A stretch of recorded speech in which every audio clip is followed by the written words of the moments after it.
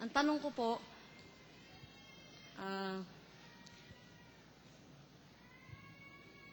meron po bang purgatorio? Sinasabi nila na Ay, pari naman kasi may sabi noon, wala naman kapatid. Wala po. Walang purgatorio sa Biblia. Actually, no? Kung pag-aaralan natin ang kasaysayan ng aral na purgatorio, talagang walang batayan yun sa Biblia. Yung mga imbento lang ng paring Katoliko yung salitang purgatorio Tingnan mo si Rizal nagbasa rin ng Biblia. Binasa niya buong Biblia. Kaya natitiyak kung binasa niya buong Biblia. Sabi ni Rizal, pakinggan mo sa No Limit Tangere. Page 72, sinulat po ito ni Dr. Jose Rizal. But now, let's see how the idea of purgatory, which is absent from both the Old and the New Testaments, became Catholic doctrine. Neither Moses nor Jesus Christ make the slightest mention of purgatory. Tamo?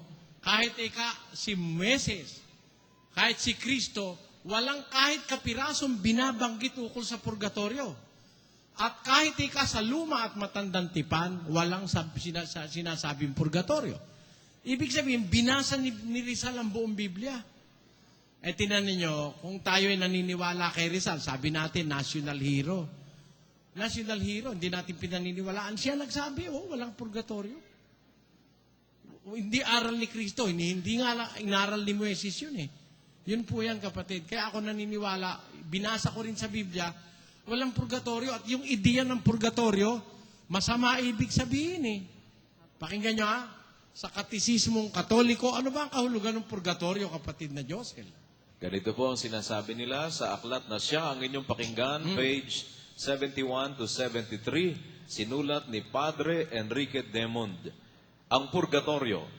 Ang purgatorio ay isang pook na sangagan na kinalalagyan ng mga kaluluwa ng nangamatay sa mahal na grasya ng Diyos.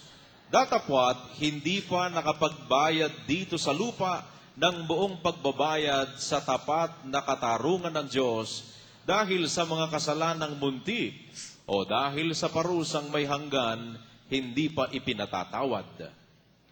Ang dinadalita ng mga kaawa-awang kaluluwa sa purgatorio ay ang hindi pagkakita sa Diyos at maraming sari-saring hirap at sakit.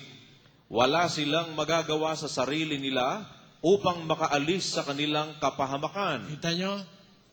Yung purgatorio pala, sabi ng pare, sangagan.